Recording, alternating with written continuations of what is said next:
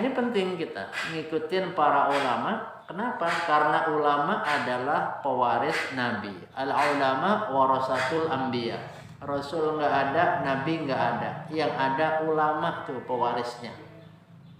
Yang pertama menyiapkan makan berbuka para ulama. Wa kana Abdullah ibnu Umar. Abdullah bin Umar, Sayyidina Abdullah bin Umar, jadi putranya Umar ibn Khattab. Kana la yuftiru illa ma'a miskinin fakirin. Beliau tidak pernah berbuka puasa kecuali bersama orang miskin dan orang fakir. Ini kalau kita lihat, perhatikan, maka orang-orang berbuka puasa hampir semua makanannya itu nyisa. Nggak ada di rumah siapa yang kurang untuk berbuka, nggak ada. Hampir rata-rata nyisa dan sisanya nggak kepake. Makanya dari kemarin disampaikan, yuk kalau ada sisa bawa. Buat siapa? Buat orang-orang yang terus menghidupkan agama Allah. Buat orang-orang yang tadarus. Ya, tadarus apa? Tadarus Al-Quran. Fa illam yajid miskinan. Kalau beliau tidak menemukan orang miskin, liyuftira ma'ahu alaihi, supaya orang miskin itu berbuka bersamanya. Atau kalau nggak nemu orang yang diajak berbuka, fa innahu kana yu'akhirut ta'am, maka beliau memilih nunda makan. Kalau kita ini yang pelit-pelit nih, mumpung nggak ada orang, ayo makan yang banyak. Ini Ibnu Umar, masya Allah, enggak. Kalau belum ada orang miskin yang diajak makan, maka dia sekedar ya'kulu qalilan faqat, hanya makan sedikit, ya, supaya nanti ada orang miskin bisa diajak makan, ayo makan, baru tuh makan banyak. Wa hadza yadullu ala ruhil musyarakah. Ini menunjukkan semangat berbagi. Wa taqdimi ghairihi ala nafsihi, dan semangat menunjukkan mengutamakan orang lain atas dirinya. Itu dahulu Rasul sallallahu alaihi wasallam dengan para sahabat pernah berkumpul, begitu disuguhin korma, kok kormanya nggak enak. Kormanya nggak enak lah. Akhirnya dihabisin satu mangkok itu oleh Rasul sallallahu alaihi wasallam. Berbeda dengan kita ya. Kalau kita lagi kumpul, tahlilan, kumpul-kumpul, doa bersama, tahu-tahu disuguhin jeruk. Giliran jeruknya asem, kira-kira kita gimana? Dibuka, makan sedikit, sisanya ditaruh lagi. Ini Rasulullah enggak. Kalau ada makanan yang enggak enak, justru dihabisin oleh Rasulullah. Kenapa? Kalau dikasihkan ke orang, orang kan ngomong, enggak enak, tengenah. Kalau udah ngomong tengenah, sahibul bait yang punya hajat, yang punya rumah, ngerasa, aduh makanan yang saya berikan ternyata enggak enak. Itu berbedanya dengan kita. Wal Hasan Al-Basri. Ini juga ulama Hasan Al-Basri dari Basrah. Kana huwa wa ashabuhu yahtammuna katsiran bi ta'amis shaimin. Beliau dan para sahabatnya sangat memperhatikan hidangan untuk orang yang berpuasa. Diutamakan yang berpuasa. Ntar dulu, yang nggak puasa nanti dulu. Ini khusus buat yang puasa dulu. Wa kanu yash'uruna bi sa'adatin akbara 'inda it'ami ghairihim min ayyakulu wahdahu. Para sahabatnya, mereka merasa lebih bahagia ketika bisa memberi makan orang lain daripada makan sendirian. Kira-kira cukup terus gak tuh? Ya, namanya makanan, sepiring itu bisa cukup untuk satu orang. Kalau dia nggak punya siapa-siapa di rumah, hidup sendirian. Tapi kalau berdua, sepiring juga cukup. Kalau di rumah ada 5 orang, satu piring cukup apa enggak? Cukup, jangan ngomong kurang. Kan kita terbiasa berlebih. 5 orang satu piring, cukup gak? Cukup, kan adanya segitu. Urusan kenyang ya urusan lain. Pokoknya cukup ngasaan. Udah ngasaan. Siapa itu? Tadi yang begitu? Al-Imam Hasan Al-Basri. Wal alim ats-tsalits, dan ulama yang ketiga yaitu Sufyan Ats-Tsauri.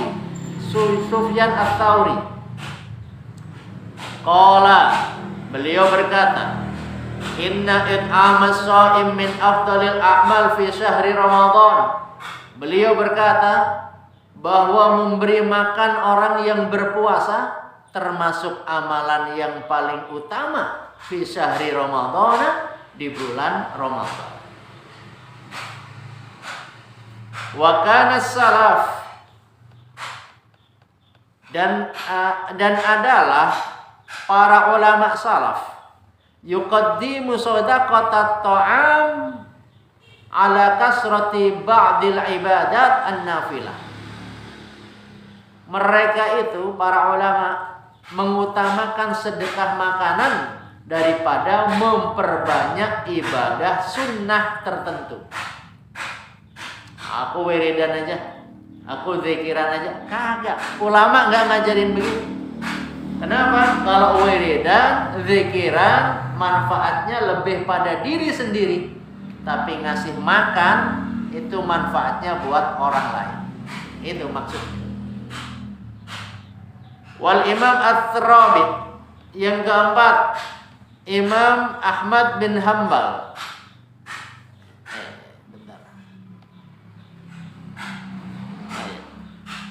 Jadi kita harus mendahulukan sesuatu amalan sunnah yang lebih bermanfaat buat orang lain. Ngaji dengan wiridan. Lebih wajib mana? Ngaji. Wiridan, walaupun dalam tafsir Jalalain disebutkan, fa idza faraghta fansab, maka apabila kamu sudah selesai, faraghta minas sholati, dari sholat. Kalau kamu udah selesai sholat, fansab ditafsirkan fat'ab fid doa. Capek-capeklah, letih-letihlah kamu fid doa, di dalam berdoa.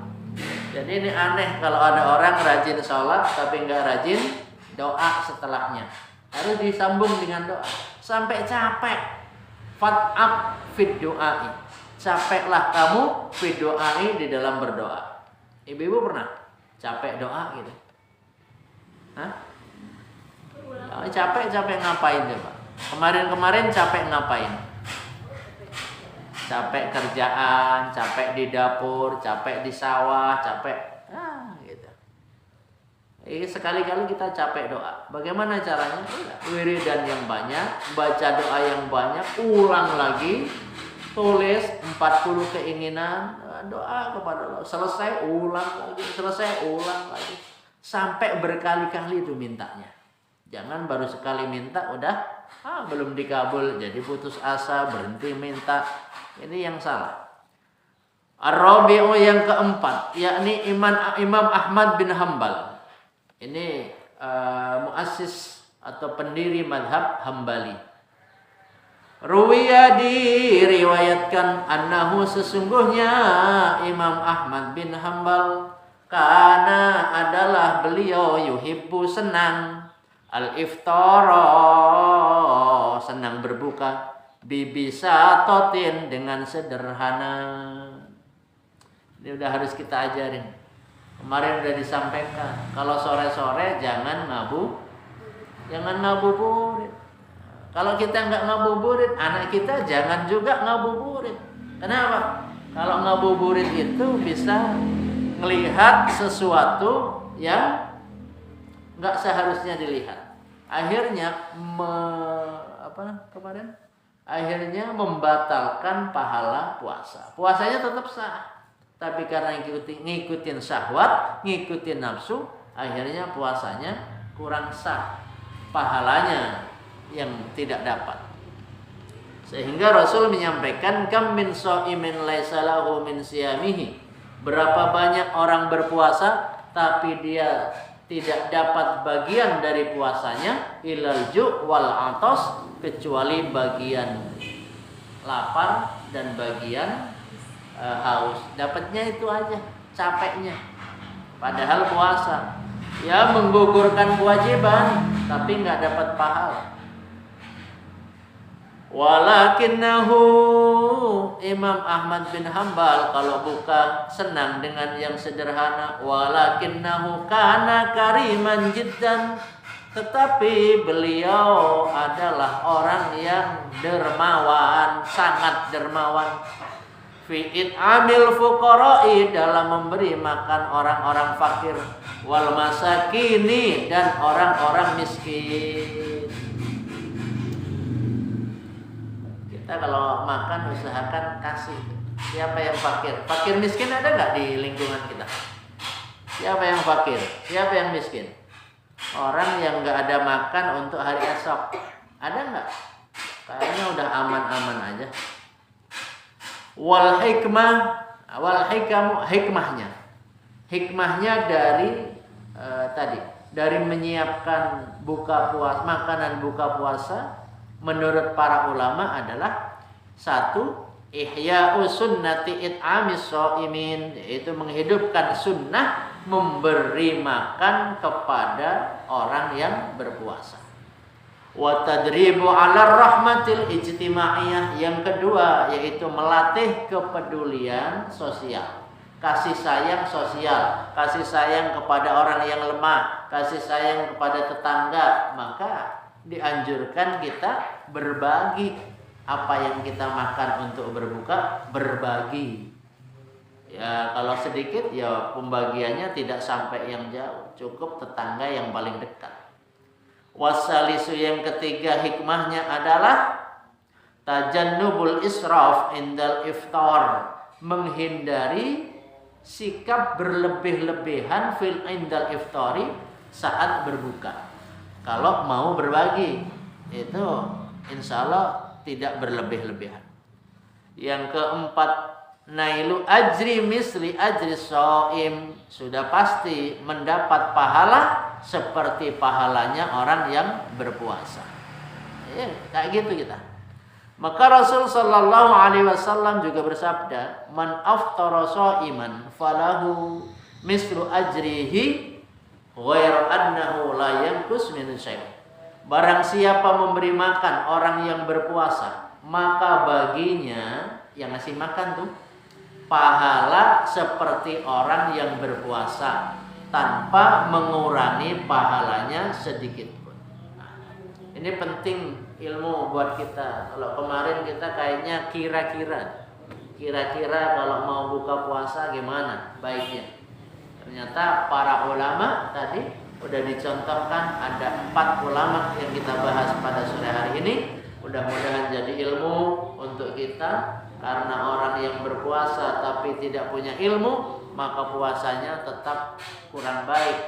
Wa antasumu khairul lakum, dan kalian berpuasa itu baik bagi kalian in kuntum ta'lamun, kalau kalian punya ilmu, kalau kalian mengetahui. Nah, makanya kita terus tambah-tambah ilmu.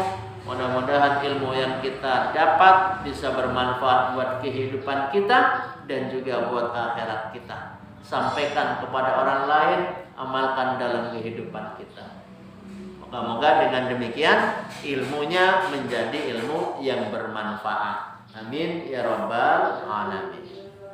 Demikian, moga-moga bermanfaat ya buat kita semuanya. Ibu-ibu, insya Allah tiap Kamis juga kagak libur kita. Lanjut aja, gas ngaji. Masa ngajinya libur? Mempersiapkan apa? Buka puasa. Berapa jam sih? Oh ya, apa enggak?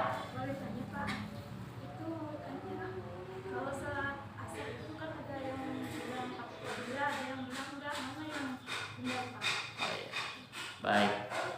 Apakah sholat asar itu ada qobliyah atau ba'diyahnya? Menurut kesepakatan para ulama yang sudah masyhur bahwa tidak ada sholat qobliyah, tidak ada ba'diyah setelah asar, dan tidak ada ba'diyah setelah subuh. Kalau setelah subuh, udah nggak ada lagi sholat ba'diyah. Assalamualaikum, Zikir, doa, udah pulang. Setelah subuh dan setelah asar. Ba'diyah asar nggak ada. Qobliyah ada. Qobliyah asar ada. Qobliyah subuh itu lebih utama dari dunia dan seisinya. Cuman kita kan nggak tahu isi dunia kayak apa sih. Kayak gini. Lebih utama dari dunia dan seisinya. Itu. Memang beberapa orang masih ada yang melakukan itu, tapi itu salah. Nggak ada ulama yang membolehkan itu. Wallahu